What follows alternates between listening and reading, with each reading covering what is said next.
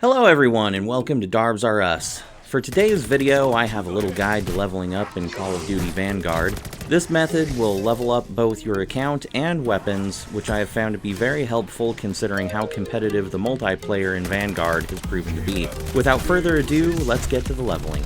As you may have already guessed, this method involves the Zombies game mode. For those who do not already know, there are multiple types of missions within Zombies. All missions give experience, but to achieve maximum leveling efficiency, we're going to want Harvest missions specifically, whenever possible. Now you might be wondering what makes Harvest missions better than the other mission types. The answer is pretty simple. Harvest missions can be prolonged indefinitely. Thus, we can grind out as much experience as we want before completing the mission and moving on. Now let me explain the mechanics of Harvest missions really quickly. You need to fill up these obelisks called Sin Eaters with rune stones, which are dropped by zombies. Once you fill 3 Sin Eaters, then the mission is complete. For experience farming, you're going to want to fill the first 2 Sin Eaters, then partially fill the third, being sure to leave 1 slot empty.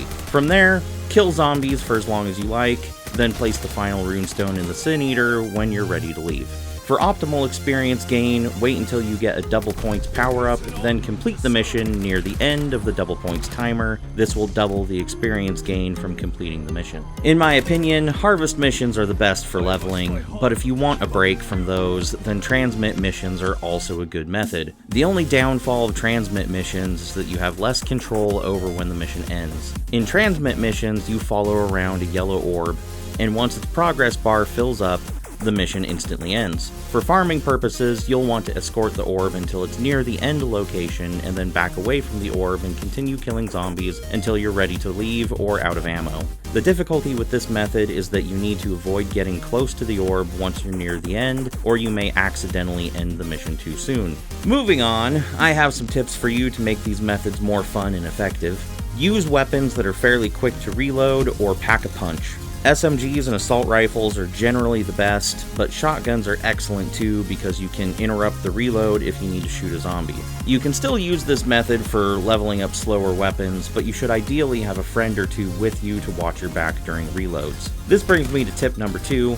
Play with your friends. Yes, you may be able to get a little more experience by playing solo, but playing with friends will make the process much more enjoyable and easier. Plus, if you're in a clan, then you'll get an experience boost and be leveling up your clan at the same time. My next tip is about when to utilize this method for best results. In my experience, farming is best done between rounds 5 and 10. The earlier rounds don't always throw enough zombies at you to be truly efficient, whereas in the later rounds, zombies become tanky enough that you risk running out of ammo mid-mission and experience gains slow down. So rounds 5 to 10 seem to be the sweet spot. My final tip may seem obvious, but can be overlooked at times. Remember to upgrade your weapons, armor, perks, and covenants. Anything that improves your effectiveness will also help you earn experience faster. Now moving on, I've told you about the method and tips to help you, so let's talk about the results. As you can see, I earned nearly 68,000 experience from this one match and took my Type 100 from level 1 to level 22. I did this in roughly 40 minutes. In another match, I earned nearly 148,000 experience and took my AS-44 clear to level 40. That match took almost an hour and a half. As you can see, the experience gains are seriously good and come without any of the usual headaches of multiplayer. And there you have it. Now you know the best method for leveling up your character and weapons quickly in Call of Duty Vanguard. A big shout out goes to my buddy, DoubleDogDD, who shared this awesome method with me. Be sure to check out his channel if you'd like some more Call of Duty content.